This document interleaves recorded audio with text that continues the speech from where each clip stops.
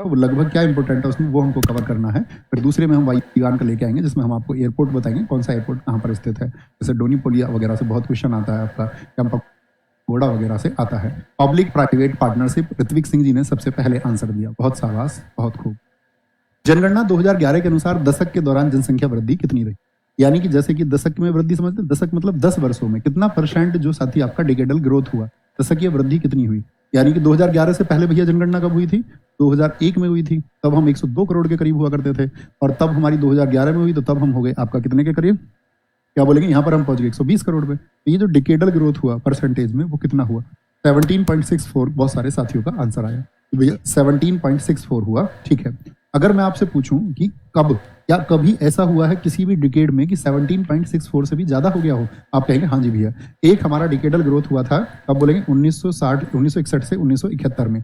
1971 में तो यहाँ पर क्या हुआ था, सबसे ज्यादा चेंज हो गया था इस दौरान आपका 24.80% की क्या रही थी, एक डिकेडल ग्रोथ रहा था। और ये क्या है, ये सबसे ज्यादा है, सबसे ज्यादा। इससे ज्यादा कभी डिकेडल ग्रोथ नहीं हुआ, इससे ज्यादा दशकीय वृद्धि कभी नहीं हुई है। अच्छा मुझे बताओ ये क्या होगी, सबसे ज्यादा डिकेडल ग्रोथ है, सबसे ज्यादा दशकीय वृद्धि है, सबसे ज्यादा दशकीय वृद्धि है। अगर मैं पूछूं सबसे कम दशकीय वृद्धि कब रही है, अगर हम पूछ लें आपसे सबसे कम दशकीय वृद्धि कब रही है, तो आप कहेंगे 1911 से 21 के दौरान रही है। 1911 से 21 के दौरान, क्योंकि इस समय पर जनसंख्या क्या घट गई थी 0.31%, नेगेटिव में रहा था। ये एक ऐसा डिकेड है जिसमें जनसंख्या बढ़ने की जगह घट गई। अब हम आपसे पूछेंगे कुछ इंपॉर्टेंट फैक्ट इंडिया के बारे में, ठीक है, क्योंकि जनगणना से क्वेश्चन भैया पूछा जाता है, याद रख लेना इस बात को।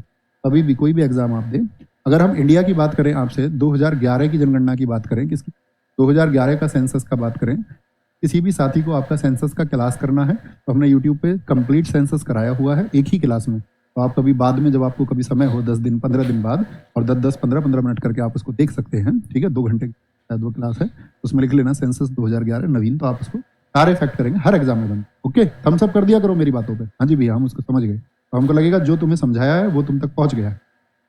तो 2011 की सेंसस में क्या पूछना है, पहली बात तो मुझे बताओ, जो भारत में साथी आपका घनत्व है, जनसंख्या घनत्व यानी कि पॉपुलेशन डेंसिटी कितना है, पॉपुलेशन डेंसिटी कितना है, पॉपुलेशन डेंसिटी, तो आप कहेंगे ये है 382 व्यक्ति प्रति वर्ग किलोमीटर, ठीक है, 382। अगर हम आपसे पूछें जो साथी आपका सेक्स रेशियो है, जो लिंगानुपात है वो कितना है, लिंगानुपात, ठीक है, लिंगानुपात कितना है, तो आप कहेंगे लिंगानुपात भैया देश में है आपका 943, 943 है, 943 है। अगर हम आपसे पूछें बाल लिंगानुपात कितना है, यानी चाइल्ड सेक्स रेशियो कितना है, बाल लिंगानुपात, तो आप कहेंगे चाइल्ड सेक्स रेशियो है हमारे देश में दोस्त आपका कितना, 919 है, 919 है। अगर मैं पूछूं देश में लिटरेसी कितनी है, लिटरेसी बताइए दोस्त, साक्षरता कितनी है देश में, तो साक्षरता है 74.04%। ये हम कल भी पूछेंगे आपसे, जरूरत पड़ेगी हमको।